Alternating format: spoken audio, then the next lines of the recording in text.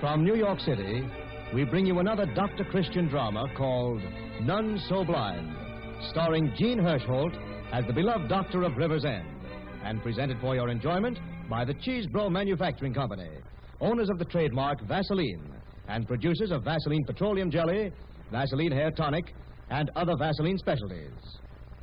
Tonight we greet you at a new hour, and to old friends and you, Jean Hersholt and our sponsors extend a hearty welcome. We hope you'll like our program.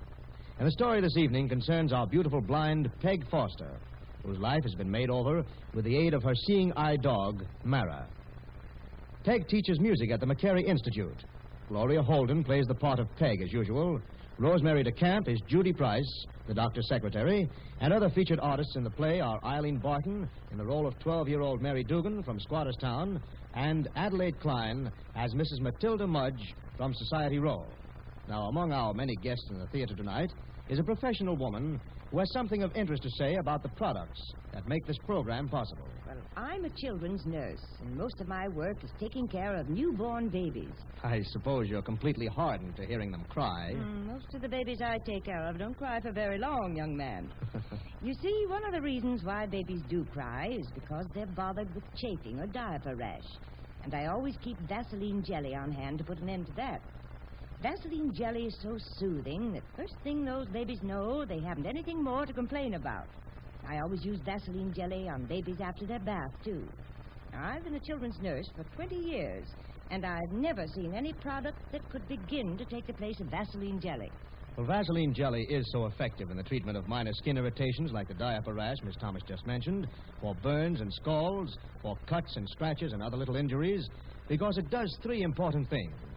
First, it forms a protective film that helps keep infection out when the skin is broken. Second, it soothes and promotes healing. Third, it softens and lubricates the skin by supplementing the natural oils. Remember, Vaseline jelly is only 10 cents at any drugstore. When you buy, ask your druggist, too, about the special products bearing the famous Vaseline name. Vaseline borated jelly, Vaseline carbolated jelly, Vaseline lip ice, and Vaseline camphor ice. Each is prepared especially for maximum effectiveness in the treatment of particular skin conditions. And be sure that trademark Vaseline is clearly marked on every jar or tube, for that name is your guarantee of purity.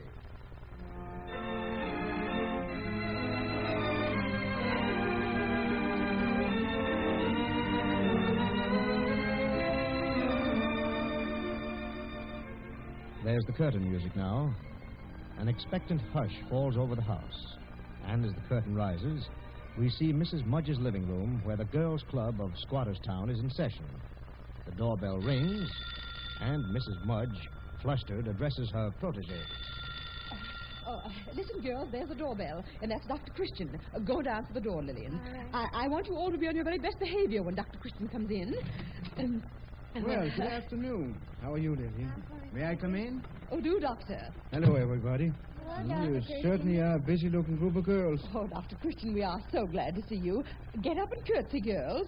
Can't you remember what I've taught you? Oh, never mind. I just stopped in for a moment. You said it was important. Yes, it is, Doctor, very important. I want you to see just what the girls are doing every Thursday here in their little sewing circle. Bring your work forward, girls, and show Dr. Christian. Lillian, dear, you come first. There now. Isn't that nice? Yes, very nice. What is it? Why, it's a tobacco pouch. A lovely tobacco pouch. Dr. Christian, don't you think any man would be proud to get a gift like that? A nice embroidered pouch to keep his smoking tobacco in? I'm sure he would. Lillian does such beautiful work, Dr. Christian. Lillian is Mrs. Mudge's pet. Now, no scowling, Mary, when the doctor is here. Well, she is. Really, Dr. Christian, I'm so proud of my girls. I've given every Thursday afternoon this year to them. Had their teeth attended to, their tonsils out, given them instructive books, taught them to sew. I'd rather have fudge sundaes and a dress like the one you gave Lillian. Lillian deserves those things because she's such a sweet little girl and behaves so beautifully. She gets them because she's pretty and got yellow curls. Oh, now, Mary, some of us like that will do, Mary. Now, girls, you may put away your work and go out to the kitchen and help bring in the refreshments. Go on now, girls, and bring everything in nicely. And, Mary, do be careful and don't break anything. Oh, Dr. Christian, I am so glad to have this chance to talk to you. I'm facing a problem, a really great problem, and I need your advice. What is the difficulty, Mrs. Mott? Well, something has got to be done about Mary Dugan. That child is just impossible. And, well, I decided to drop her completely. Oh, but you can't do that. Oh, yes, indeed I can. I've put up with all I intend to from that girl, Dr. Christian. You see, the idea... Well, what's that? Well, it sounds like something... Oh, dear. Well, what's happened? What have you done? Oh, who did that? Who broke my best china? I did it. I should have known. How did you do it? Why, I was trying to get the tray away from Lillian, and she wouldn't let me carry it. And then, all at once, she let go, and I dropped it. And why were you trying to take it away from Lillian? I wanted to serve the cocoa. I wanted to act like a lady. You a lady? Oh, I know I couldn't be one. I couldn't be an old smirky puss like you if I tried. Let me out of here. I'm going home. Yes, indeed, you certainly are. And don't you ever dare come back. I should say I won't. I never want to see this place again, or you either. You mean old bead stringer?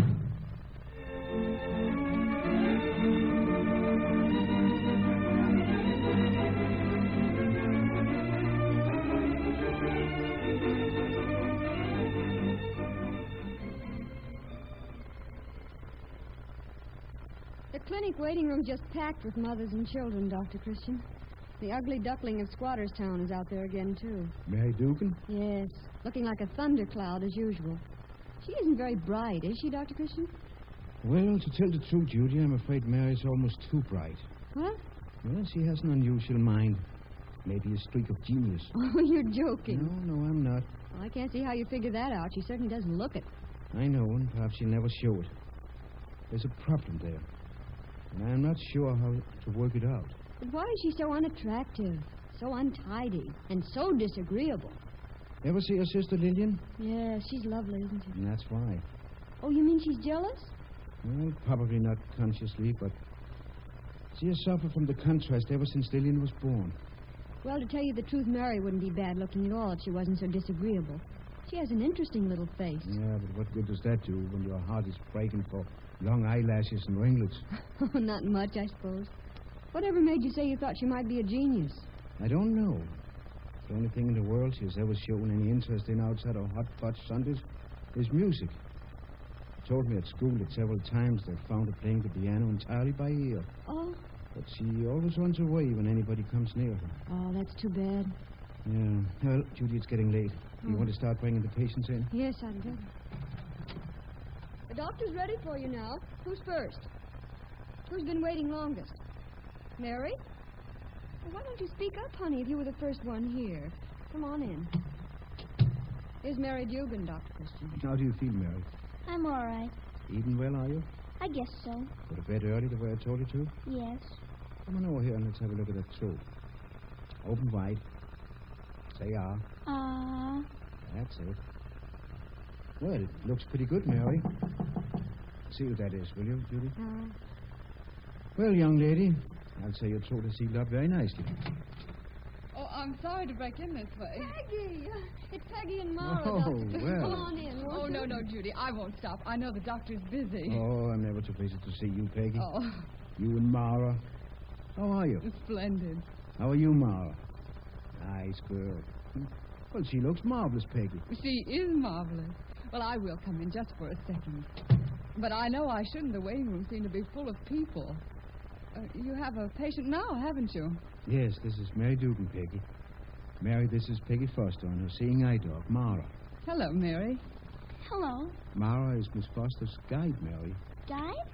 Mara's my eyes, Mary. You know, I can't see the way you do, so Mara has to see for me and tell me which way to go. You mean you walk around every place just with her? I walk around a good deal. You see, I teach music and... Music? Yes. Do you like music? Oh, yes, I love it. I mean, it's okay, I guess. How can you teach it without seeing? Well, you learn to see in other ways than with your eyes. Through your ears, for instance. You know, Mary, I can tell almost exactly how you look just by your voice. Oh, no. Yes, I can. Listen, I'll wager you've got big dark eyes and beautiful black hair and long, slender hands. Well, how did you know? Well, I didn't know. I just felt it. Has she really, Dr. Christian? Yes. Maybe you You think you know how I look, but you can't really see me, can you? Well, if you mean with my eyes, no, I can't. If you like music, Mary, come and see me someday, and I'll play for you. Would you like that? Oh, yes, No, I guess I'd better not. Why not? I think it would be fun. You bring her, Dr. Christian. Oh, I've got to run now. Your other patients will be beating the door down. Goodbye. Goodbye, Mary. I'll be expecting you. Tomorrow, 4. Ah, there goes one of the most wonderful girls in the world, Mary. A girl who turned a very terrible tragedy into a blessing. Dr. Christian. Yes, Mary. Dr. Christian, sometime will you take me to see Peggy Foster? Of course I will. And will you make me a promise? What is it, Mary? Will you promise me you'll never tell her how I really look?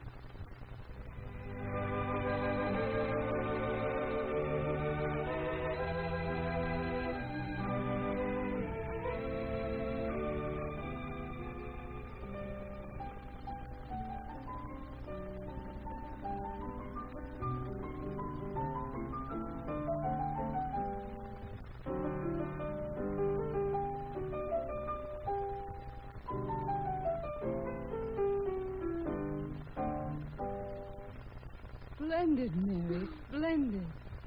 Only I wonder about your finger ring. Now, let me show you. All right. It's this way. Now you try.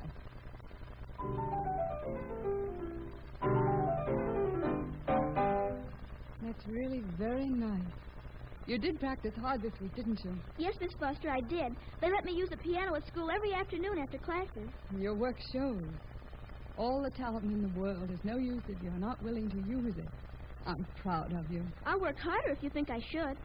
What does it matter what I think? You're the one who wants to be a great musician. I only want to because of you. Nonsense. You want to because you love music. You know so much, Miss Foster. I know lots that would have taken me a long, long time to learn if I hadn't been blind. That I've learned from having to work problems out for myself. With Mara here. Isn't that so, Mara? Oh, you beautiful old thing. Mara loves you just the way I do. How do you know Mara's beautiful, Miss Foster? Well, people tell me so. But if they didn't? Well, even if they said she wasn't, I wouldn't believe them. I know she's beautiful. Nobody could ever make me think she wasn't. Just as I know you're beautiful. You really think I am? Of course. I've told you I know exactly how you look. The expression in your eyes when you're playing, the way you laugh, and the way your hands go over the keys. Oh, listen, there's the doorbell. Shall I go? No, you sit here and go over those last exercises again. I'll be right back. Now, do them carefully. All right.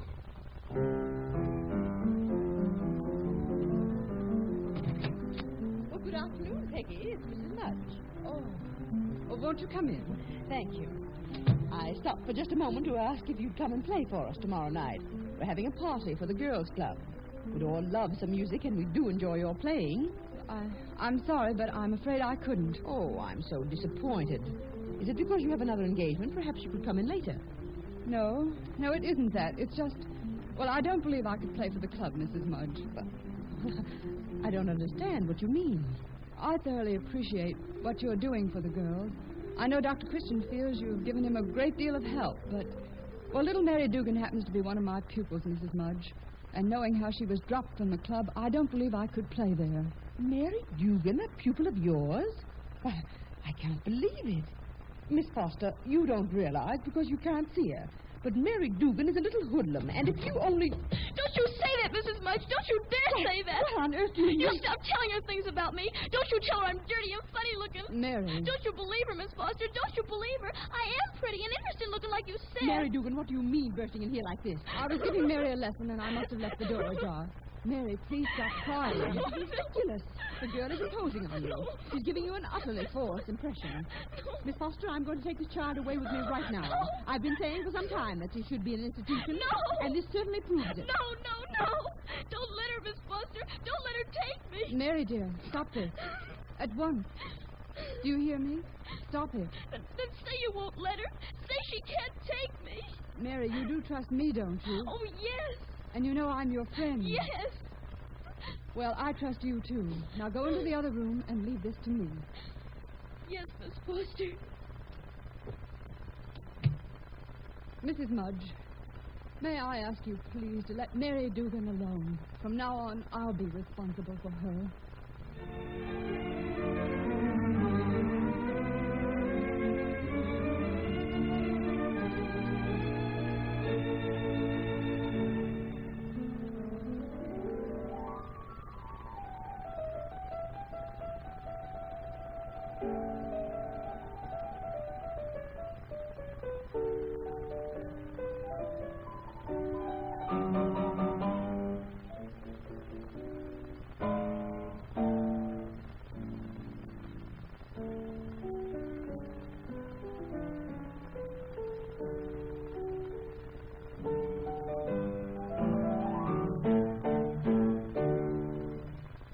Just listen to the concluding number on a program of piano music given by little Mary Dugan, amazing child prodigy, whose playing after only a few months of study has attracted the interest of the musical world. A scholarship which will enable her to continue her studies has just been awarded to Mary by the McCary Institute of Music of River's End. Well, Peggy, how do you feel now? She was marvelous, wasn't she? Magnificent. I can hardly believe it myself, just in this short time. Well, she still has plenty to learn, you know. Yes, but she has the essential things. The rest will be simple. Well, shall we go into the studio and find her? You should have been in there with her, getting your share of the credit instead of listening from in here. Oh, I wouldn't have faced that mob for worlds. Oh, there is a mob, isn't there? Sounds like a flock of birds settled in a tree. Well, everybody in River's End is there, including the girls' club and the director. Oh, now, don't tell me Mrs. Mudge is here. Yes, Mrs. Mudge herself. In a picture hat, standing right up by the piano. I'll bet $1 she's having a picture taken. Yes, she is. There's a news photographer with a flashlight. But why should she have... Oh, she was on the scholarship committee. She probably believes by now that she was the one who discovered Mary and is responsible for her success. Oh, here comes Mary now. And she's simply beaming. Hello there, young lady. Say, that was a very, very fine recital. Oh, thank you, Dr. Christian. Miss Foster, did you think I was all right? I tried to remember all the things you taught me. It was splendid, Mary. And do I look all right, Dr. Christian? Perfect. Judy fixed me all up in my new white dress with a white ribbon in my hair, just like you told her to, Miss Foster. I wish everybody at the Institute could have seen you as well as heard you. Oh, do you suppose everybody at the Institute was listening? They certainly were, Mary. You're their prize pupil now, you know. Ma says it's a wicked waste spending all that scholarship money on learning to play the piano. Of course, she ain't really going to spend it all that way. She's going to buy a lot of things for Lillian out of it, too. A new coat and then some... What did you say, Mary? I said Ma was going to get some things for Lillian out of the scholarship money. She says the money the Institute's given me is a lot more than I'll really need. And Mrs. Mudge told her it would be all right if she used some of it for other things. Mary, are you sure? Yep. I was in the kitchen when Ma and Mrs. Mudge was talking. Oh, my goodness. My goodness, Dr. Christian, here she comes now. Oh, Mary. Mrs. Mudge, do I have to speak to her? No, but I'm going to speak to her. My dear Miss Foster, what a proud, proud moment this must be for you. Do let me congratulate you, and you too, Dr. Christian. It was simply wonderful. I must admit that even I was surprised at Mary's success. Yes, Mrs. Mudge. I imagine you were. Of course, I should have known that if Miss Foster had confidence enough to recommend the scholarship for Mary, she must be good. And now when Mary really has the scholarship, I hear that you're advising her mother that it's all right for her to use part of the money for other purpose, for Lillian. Why, where did you hear that? It's true, isn't it, Mrs. Mudge? Well, all I said was that if Mary's mother could squeeze out just a few things for Lillian, Mrs. Mudge, did it ever occur to you that that would be just plain robbery? Robbery? Why, I don't know what you mean. After all, Dr. Christian, the scholarship money was given to Mary's mother to spend as she thought best.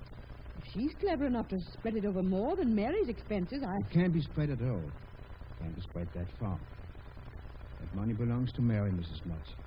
The person who diverts it to any other purpose is a thief. Why, Dr. Christian. Now, I feel that it's best to speak plainly. Mary's mother must be made to realize that every penny of that fund belongs to Mary. Mrs. Mudge, I'm going to suggest to the scholarship board that you be given full responsibility for its disposition. I don't see how I can... Oh, you have often mentioned your executive ability, Mrs. Mudge. But really, you have so much influence with Mary's family. I'm sure you're just a person to check with Mrs. Dugan monthly and give a detailed report to the scholarship committee on exactly how the money is being spent. Oh, I shall be glad to go over the accounts with you myself, but just to be helpful. It's very kind of you, but... After all, Mary is a product of your girls' club, you know. Why, yes. Yes, she is, isn't she? Mary, you really played beautifully tonight, and you look very nice in that little frock with your hair tied back. You're going to be a credit to the girls' club. I saw all along that you could be. Mrs. Mudge, it's no such thing. I think your husband is waiting for you, Mrs. Mudge. I saw him looking this way. Oh, yes, yes. I must be going. Goodbye. Do you know, Dr. Christian, I don't believe she realizes. Oh, probably not. Well, let's not be too hard on her. I suppose if you're born without vision... Vision? That's seeing, isn't it? It's a certain kind of seeing, Mary. And a great deal more precious than eyesight. That's true. Well, it's the kind of seeing that made Peggy realize months ago that all in the world you needed was someone to love and understand you. And it's the kind of seeing that makes Peggy realize now that all you need is a double-decker hot fudge sundae. Oh, Peggy, that's more than vision. That's second sight.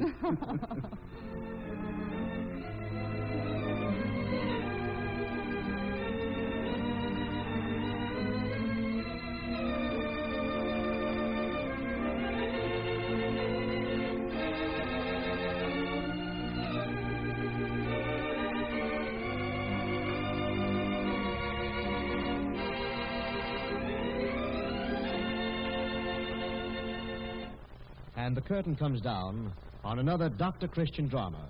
But don't turn your dial yet, because Jean Hersholt, our star, wants to tell you about next week's play. While we're waiting for him, here's an important message from our sponsors.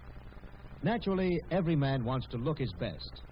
But many are careless about one important detail of their appearance, their hair. They soak their hair with water as they comb it in the morning, and then wonder why it looks so dry and unkempt, why it sheds dandruff scales. If you are bothered by dandruff or by dry, brittle hair that won't stay in place, chances are you have dry scalp. And the best thing for dry scalp is Vaseline Hair Tonic. Vaseline Hair Tonic is different. It contains absolutely no ingredients that could possibly dry the scalp. Instead, Vaseline Hair Tonic supplements the natural oils of the scalp, replaces those oils which are washed away by frequent shower baths or dried out by sun or steam-heated rooms. Instead of wetting your hair each morning when you comb it, try shaking on a few drops of Vaseline Hair Tonic. And before every shampoo, rub Vaseline Hair Tonic generously on the scalp. You'll be amazed when you see how soft and healthy-looking your hair will look. There will be no more unsightly dandruff scales. Your hair will be handsome and easy to comb. Vaseline Hair Tonic costs only 40 and 70 cents at your neighborhood drugstore. Get a bottle tomorrow. Now here's the star of our Dr. Christian radio programs and the star of the Dr. Christian pictures, which you will see on the screen this winter, Jean Hersholt.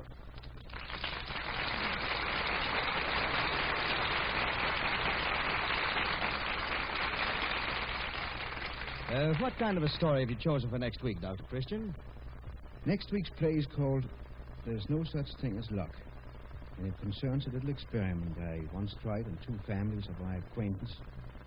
And one was rich and lived in Chicago, and the other was a dirt farmer who lived in River's End. Each one thought the other's life more attractive, so I decided to give him a chance to try it. But if you think you've already guessed the answer, well, you're wrong. Remember, there is no such thing as luck. And so until next Wednesday evening at this same hour, I'll say good night. This is the Columbia Broadcasting System.